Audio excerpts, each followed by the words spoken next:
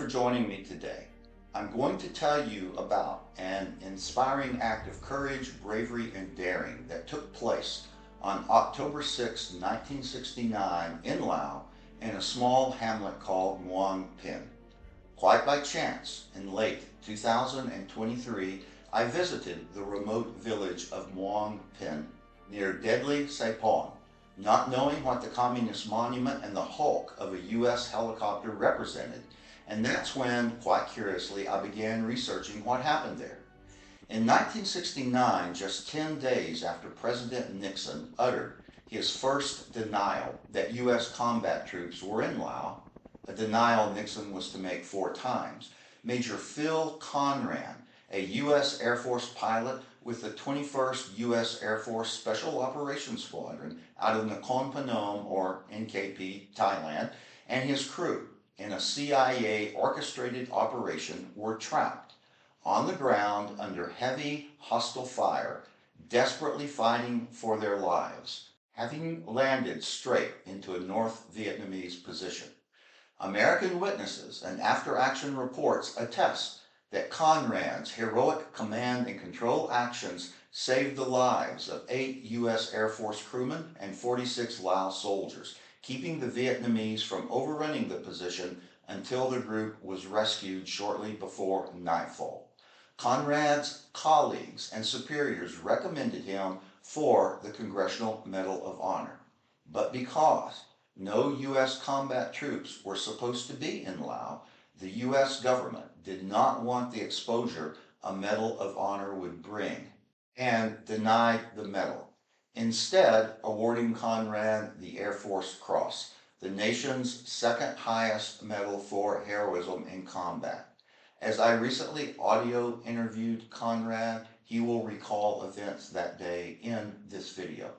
Finally, to keep this video tight, I only will focus on the battle that day, although I will briefly describe how I came upon this Communist War Memorial Site that still has a U.S. CH-3E helicopter from the battle.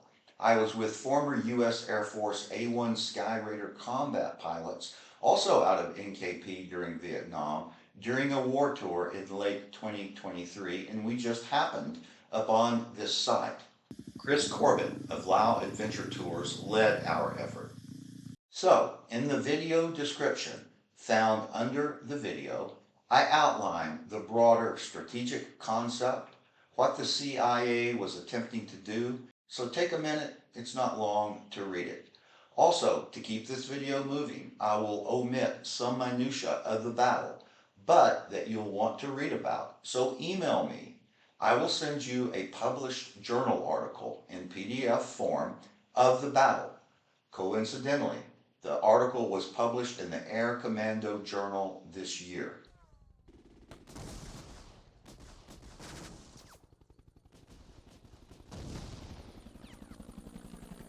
You are looking at a Google Earth overlay of clandestine CIA Lima sites, landing strips, in this part of Laos during the Laos Secret War.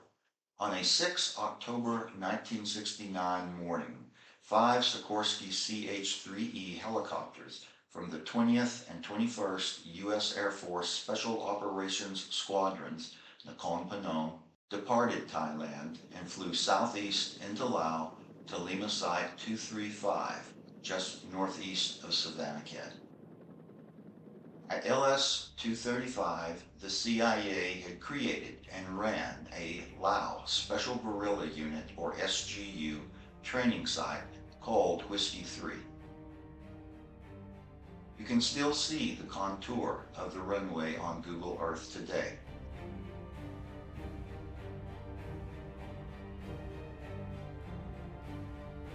The air fleet was ultimately headed to Lima Site 300, Muang Phin, about 126 miles away. Escorting the 5 CH-3Es was 1 empty H-1 helicopter to be used for a rescue if needed, and 2 A-1E Skyraider aircraft for close support. Flight departed LS-235 with 125 Lao SGU irregular soldiers on board. The purpose of the mission was to transport the irregulars to LS-300 Muang Phin to reinforce the Lao irregulars already there. The SGU soldiers were crammed aboard the 5 CH-3E helicopters, creating a much larger payload, meaning more troops packed inside, than typically the case. Once LS-300 was reinforced with these new troops, the CIA had a larger plan for Lao forces. Leading the flight north was a Cassie or Continental Beech Baron aircraft with former Marine Corps officer and now CIA operations officer Bruce Leffelt inside. Bruce was a former smoke jumper, as several CIA officers during the war there were.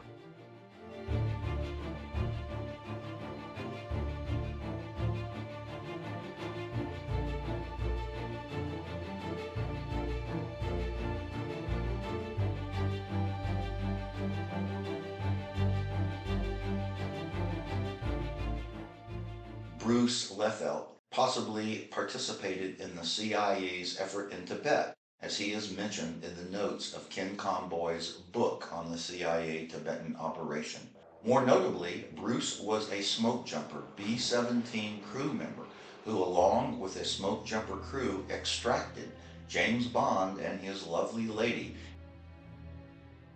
His partner Ken Hessel was a CIA air operations officer in Laos at this time.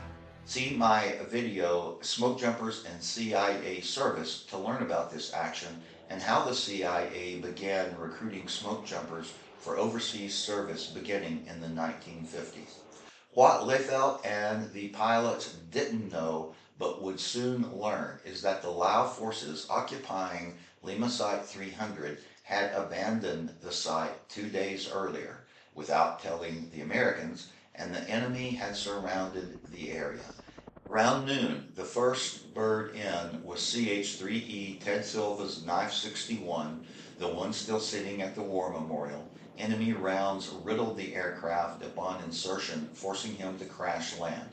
Conran in Knife 62 assumed command of the aerial formation.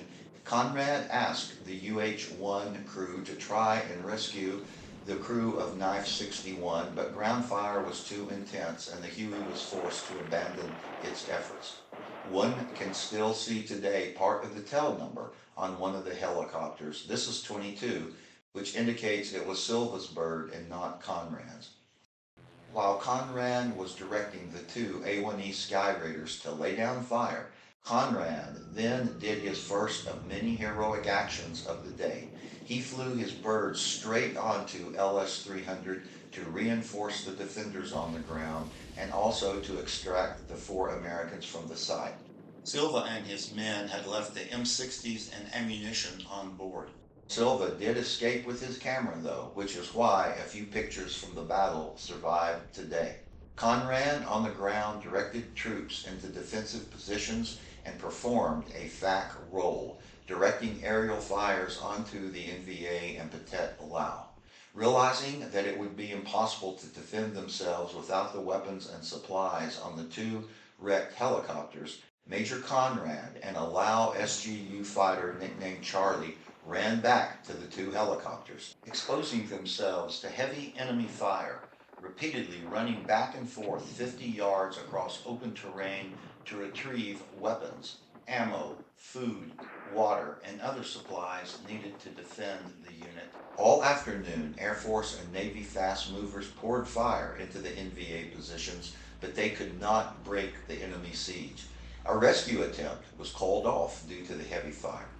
Dusk was approaching, and Colonel Darrell E. Tripp, the 56th SOW Director of Operations, made the decision to use the A-1's CBU-19 munitions, essentially CS gas or tear gas. The A-1s dropped their CBU on all 4 sides of the friendly troops as other A-1s strafed the known enemy positions. No combatant on the ground, friend or foe, had protection against the gas.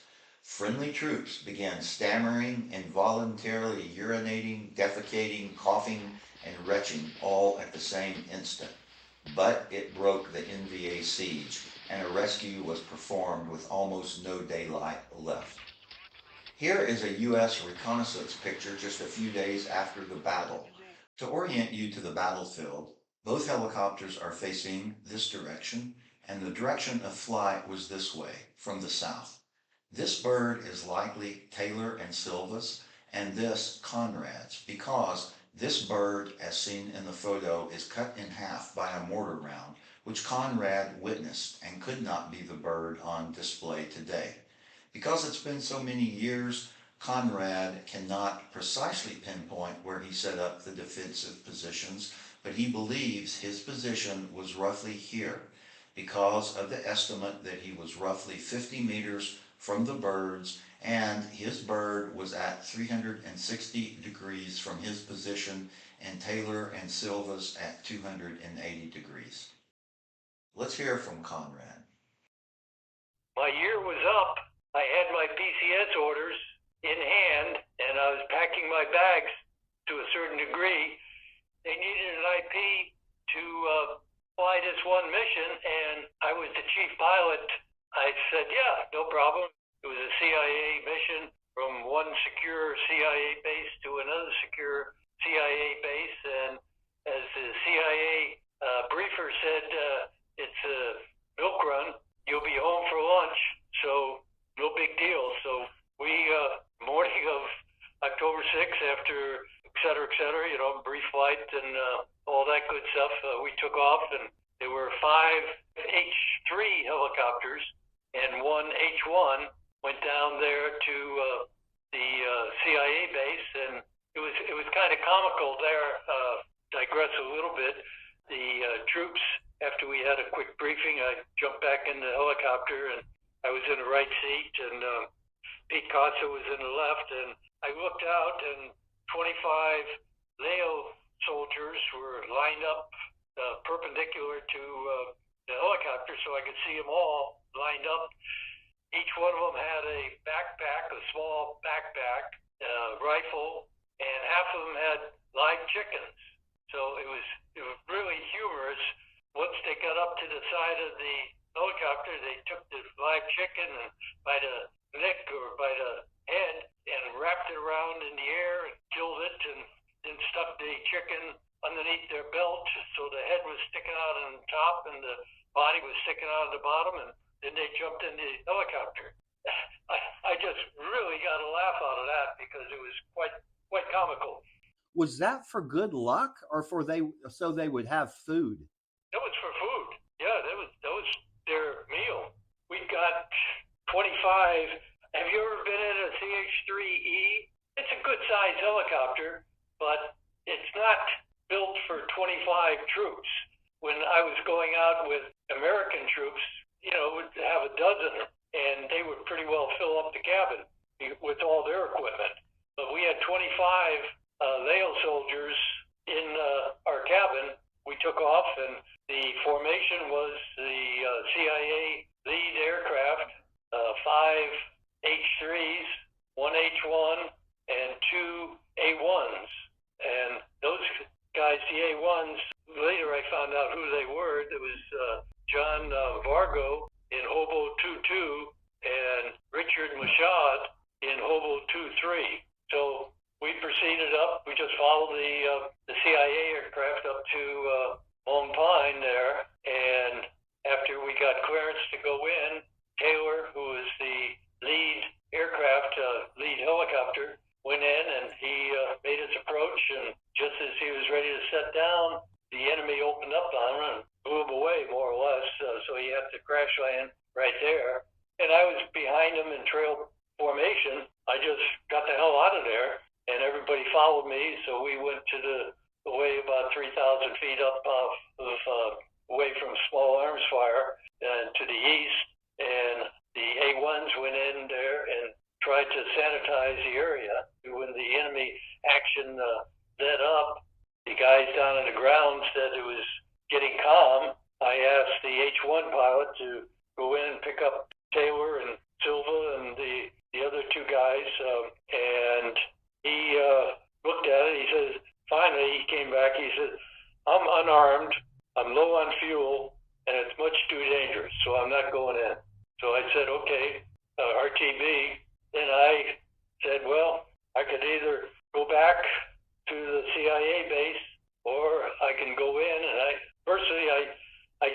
think the guys on the ground would survive because it was still a lot of enemy action down there. So I made a decision to go in and drop my 25 troops off to build up the defense and pick up the 4 Americans and get out. So I started my approach, and about halfway down, I actually saw some of the enemy come out of the ground. It was amazing. And they were coming out of the ground all over the place, and they were firing, and I took a lot of hits. It knocked my servo out, but a servo is sort of like a power steering. You can still fly it. It's a rough flight. It's like you're going down the road at 100 miles an hour and power steering goes out. Well, you have to really crank that car around, and that's basically the way it was with the helicopter. So I quickly made a decision to continue, and I landed, offloaded the 25 guys, or actually 24 at that time, and got the 4 Americans on board and ready to take off. And then another round hit the transmission and blew that up. So I had to set back down, and then we evacuated. And when I got off the helicopter, the now 50 or 48, I guess, Laos soldiers were just standing around, not really doing much, and the Americans weren't doing much. So I set up a defense, and Claret, Taylor, and the radio with the A1s initially, and I set up a defensive perimeter, got all the Laotian soldiers and our guys in a defensive position as much as we could, and we fought the enemy for 6 hours plus until we were finally rescued.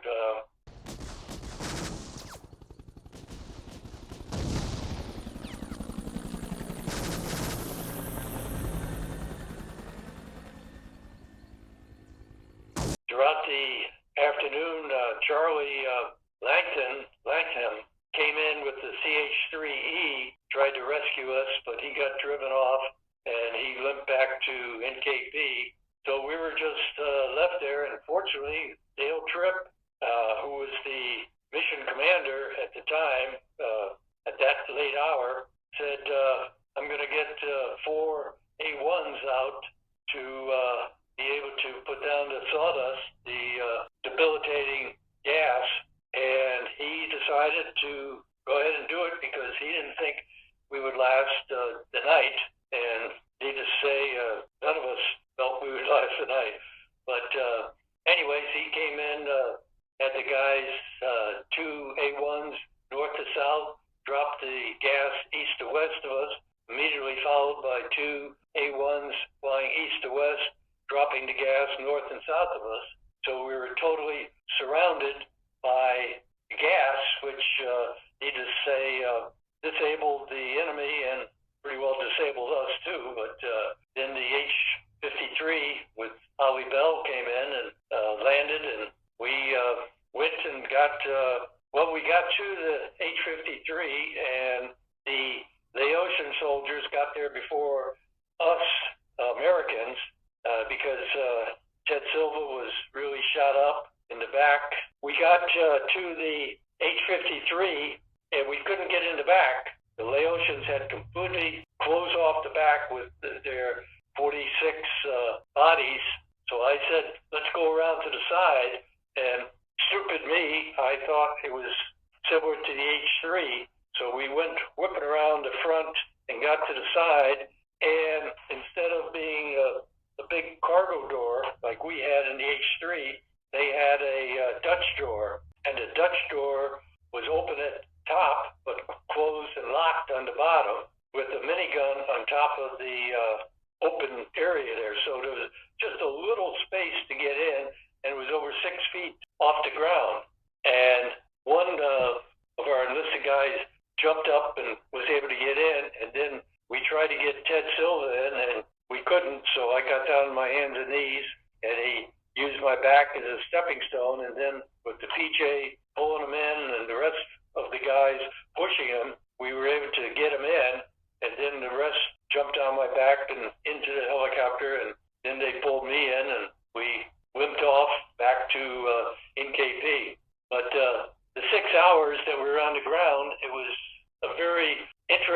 afternoon because what I had was my compass, and then I had a radio also, so we were alternating between Taylor and myself. But when I made my rounds continuously in the defensive perimeter, I could sometimes see the enemy rolling over berms that were out of ways. Then once they started lobbing mortars on us, I was able to determine exactly where they were, and I called in the fighters. I can't begin to tell you fantastic work that those guys did. They really were on top of it. They had a bunch of fast movers, which they were fast, but they weren't accurate. So we really tried to have them as, if I could see something on the outside, I just use my compass and give a heading from my position and say, a quarter of a mile out or so, and they would bomb that area. And the A1s came in close at the end, right before they put the gas in. I was calling them in to drop the ordnance right over my head because I could see the enemy that close that were getting in on all sides of us. So it was just a hell of an afternoon that we fought the enemy, and the guys on top did a hell of a good job in suppressing the enemy as much as they could, but they were strong. And what happened was, I guess, according to the CIA report, 2 days before, the mission lead was in Muang Phin, and the CIA was in control, but there was a problem. They took off because they thought that the enemy was attacking them, and the enemy was coming down, and so they occupied the area, and they had 2 days to set up an ambush in the hills and around the area where they thought we would probably come in with that little dirt strip. The picture that you sent me, I knew that had to be Taylor's aircraft there because he was close in, and their troops were bivouacked, standing around to the right of that helicopter. So when I came in on my approach, I went to the right of them. Before I got in, that's where I saw all the enemy coming up out of the ground and out of a couple little hooches that were there. The fleet had come in from the south, but also their infill of the landing zone was from the south as well. No, I was coming in from the south. I talked it over with the Vargo, the A1, and we both thought it would probably be the safest way coming in from the south. Conran answers my question about exposing himself to enemy fire by running back and forth to and from the helicopters. Yeah, after I offloaded the aircraft, we just got out, our bodies got out, and when I saw getting out, all the troops were just standing around. I set up a defensive perimeter and was doing that, and I suddenly realized that I had a bunch of stuff still on our helicopter that we could use for gun platforms, the parachutes, and I said to myself, I'm going to need anything I can get from that helicopter. So I had one friendly Laotian guy that, as a matter of fact, the guy in that picture, he volunteered and he could speak a little English. So I grabbed him and I said, let's go to my helicopter and get all the stuff that we could. So I had to run a ways. I don't remember. Newton, from his research, said it was about 50 yards. So I said, fine, I don't know. But it was a ways, and the enemy could see us when I was running, so they were following us. And then when I got into the aircraft, they really could see me as I was throwing the stuff down to Charlie, my Laotian buddy there. And we stripped the helicopter of all the stuff that I could get out of it and brought it back to the group and distributed it around, particularly the parachutes. I used those as a rifle platform where they could hide behind and use that as sort of a safety barrier. And then I found out that Claret, my helicopter was unarmed. All we had was our sidearms, M16s and 38s, and a couple, I think we had a couple or one grenade launcher.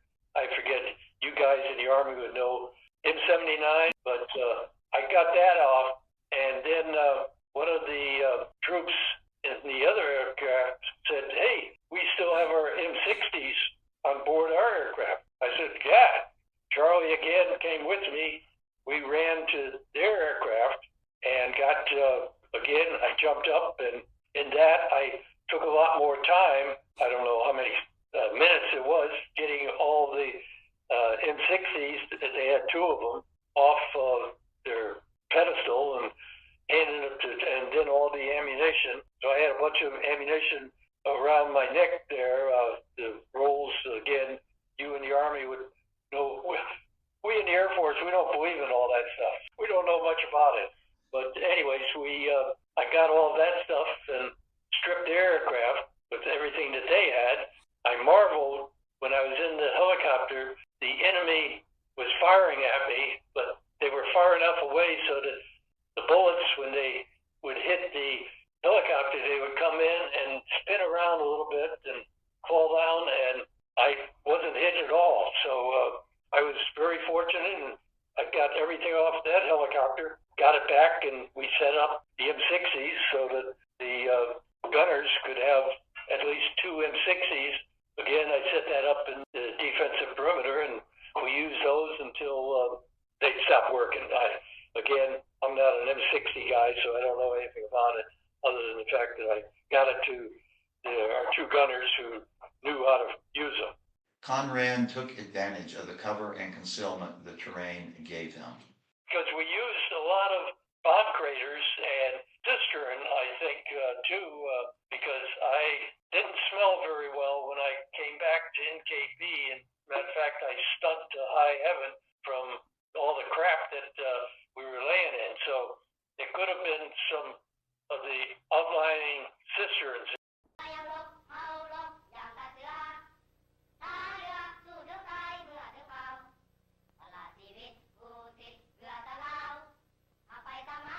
Well, there should have been. Maybe he was on the third, fourth, or fifth helicopter. I don't know. But there wasn't any leadership other than that Charlie guy helping me, setting up and managing the perimeter, because there wasn't really a perimeter being set up. And so I don't know what happened before I went in. You know, there was a period of time where the A1s went in after Taylor was shot down, and then the A1s went in and tried to sanitize the area, and then I asked the H1 pilot to go in, and then I made the decision to go in when he didn't. You know, we've heard various stories about that Lao troops would not fight, and then other people I've talked to said that under the right circumstances they would fight. Of course, I guess you're fighting for your life there, but it sounds like the Lao troops responded to your leadership. Is that right? Yes, they did. When I got off the helicopter, I found that they were standing around smoking, and I raised holy hell, yelling and screaming, "Yeah, we gotta set up a perimeter." So, and that's when Charlie helped me out. Maybe he was the senior Laotian troop. I don't know, but he was the only one that I really coordinated everything with. I asked Conrad if the enemy was concentrated in any particular area around him. Well, actually, it appeared I was drawing fire from a lot of the perimeter, not just one sector. The one sector that was prominent, that I could see a lot of enemy soldiers periodically rolling over the berm, and that's where I was concentrating. But there was fire coming in from other angles too, and I remembered the guys, the enemy, when I was making my approach from the south, and they were coming up right out of the ground and firing. So they were south of us, and they were pretty well, I think, surrounding us to a large degree. So that's how I had set up the perimeter, defensive perimeter, so that all of the sectors were covered with a few people. I asked Conran what happened to Charlie the Lao.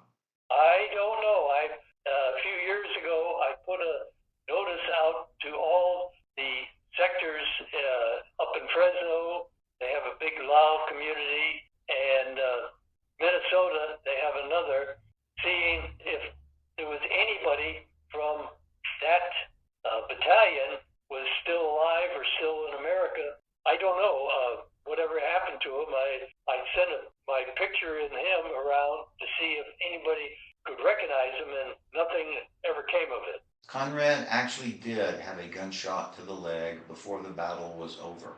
The bullet remains in his leg. And here talks of the CS gas and rescue. As far as the debilitating gas, yeah, it was tough because we were all saturated. Fortunately, the enemy was saturated too, so they couldn't really fire effectively. But the second helicopter, when it came in to pick up Pete Costa and the guy, the PJs were saying that they were able to mow the enemy down, which were right close to the helicopter. So they were right there at the end. However, fortunately, the rescue helicopters, they had gas masks on, so they weren't affected at all by the gas. There is an effort in Washington for Conran's reconsideration for the Medal of Honor. I was totally surprised and pleased when I found out later that he had written me up for the Medal of Honor. Wow. Again, he had a squadron to run, and for him to take the time to do that, I thought it was pretty darn decent of him. So, Phil, how long did you stay in the Air Force? actually, I joined the Connecticut Air National Guard in 1953, and then I came on active duty after graduating from college in 58, and I stayed for 30 years in the Air Force. That was a good time. It was an outstanding career. I thoroughly enjoyed it. The flying was outstanding, and the family was moved around. They got a good education. And Thank you very much for watching this video, and to Phil Conran, I hope you are awarded the U.S. Congressional Medal of Honor. You certainly deserve it.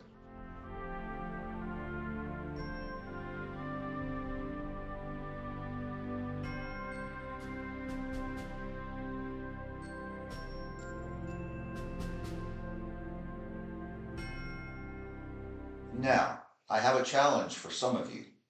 We have determined that this communist memorial with one of the U.S. helicopters is not the actual battle site. We think the battle site, Lima Site 300, is more likely here or here, just a few miles away. Some of you are or were imagery interpreters. I worked with you for 31 years. I think some of you can find the battle site with additional data I have and place it on Google Maps or Google Earth, and I'll send you the additional info to analyze and help solve this. If you solve it, we will do a very short video on you, your effort, and where LS-300 and the battle site is.